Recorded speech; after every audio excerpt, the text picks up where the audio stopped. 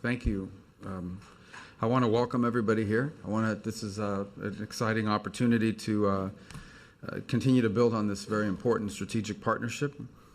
I know the President very much enjoyed the opportunity to have his conversations with the heads of state in Riyadh back in May, right? So that was a great visit and a great opportunity to do that.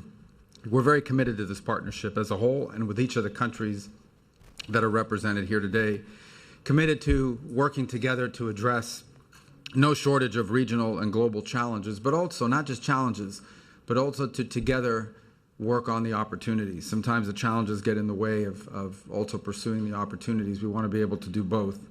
I know that the past few months have been filled, the past few weeks and the past few days have been filled with some pretty substantial challenges. And so our conversations here are perhaps as critical as they have ever been. Each and every one of you is a trusted partner, an important partner of the United States, and we want to work together and continue to work together to achieve our collective vision articulated repeatedly by the President, including in his first term as President of the United States, to together achieve a level of peace and of prosperity unrivaled and unprecedented in the past. I want to say up front that we understand very clearly that the situation in Gaza, the situation with Israel in Gaza is a key concern for everyone in this room here today. We want this conflict to end. We want it to end immediately. The President stated that yesterday. We want it to end with every single hostage being released, both living and deceased.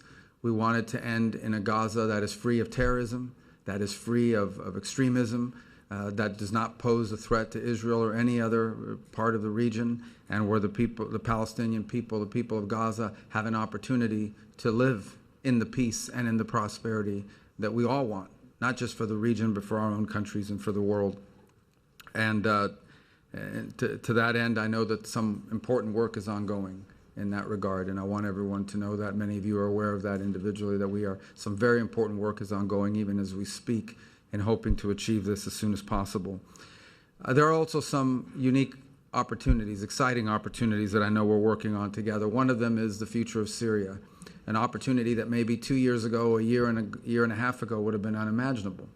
And the President remains committed, not just from the unilateral standpoint of the United States, but in partnership with every country represented here today, to give Syria every chance possible to build a strong, unified state where the diversity of Syria is respected, but also a place that's stable, that's no longer a base of operation for extremists, that is no longer a base of operation for foreign actors that use it to launch attacks and destabilizing activity against their neighbors. In so many ways, the stability of Syria defines the stability of the region.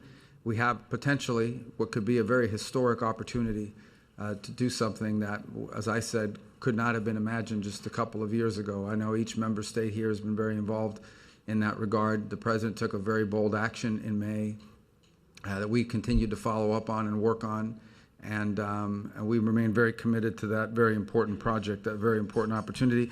Likewise in Lebanon, an opportunity that's also historic exists, and the United States remains very committed in that regard as well, to ensuring that there's a strong Lebanese state, respectful of the diversity of that country, free of the influence of Iran and Hezbollah and others who might undermine that stability, and does so in a way where the state there can exert its sovereignty and can emerge from a longstanding economic crisis. I think it's important to state that we have to remain clear-eyed by what we, at least the United States, strongly views as the destabilizing activities of the regime in Iran. Let me say at the outset, the United States, our people here, have tremendous admiration for the people of Iran. This is an ancient culture. This is a culture with a storied history, and it's one that we have much to share in common with. Unfortunately, it is led by leaders that we think have been more interested in exporting revolution and exporting destabilization than they have in building the prosperity of their own people. And as the President stated in his speech yesterday, we cannot allow the world's leading sponsor of terrorism to ever possess weapons of mass destruction like a nuclear weapon. So the good news is that that regime faces challenges today that are significant compared to just a few years ago. which perhaps provides the opportunity to do some of the things we want to do in the region, including in Syria, where they were a very destabilizing presence in support of Assad. So we have much to discuss here. This is an important forum, one we are 100% committed to. The President is personally committed to, both at the bilateral level with every nation represented here, but also through this format and this forum, which has proved to be extraordinarily valuable in our interaction with each of you. With that, I believe I am turning to... We're starting with the agenda? Okay, so we'll start. Yes, sir. Thank you. Thank you again. You're the chair, so